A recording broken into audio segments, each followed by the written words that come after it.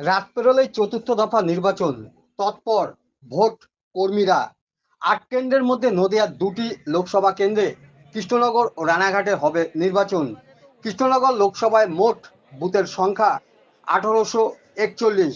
এই কেন্দ্রে ৮১ কোম্পানি কেন্দ্রীয় বাহিনী সহ রাজ্য পুলিশ থাকবে নিরাপত্তার দায়িত্বে। অন্যদিকে রানাঘাট লোকসভা কেন্দ্রে মোট বুথের সংখ্যা ১৯৮২। এই কেন্দ্রে ৫১ কোম্পানি কেন্দ্রীয় বাহিনী ও রাজ্য পুলিশ থাকবে।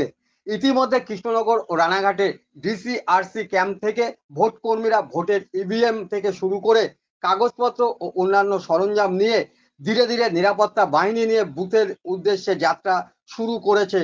শান্তিপূর্ণ নির্বাচন করাতে বদ্ধপরিকর নির্বাচন কমিশন।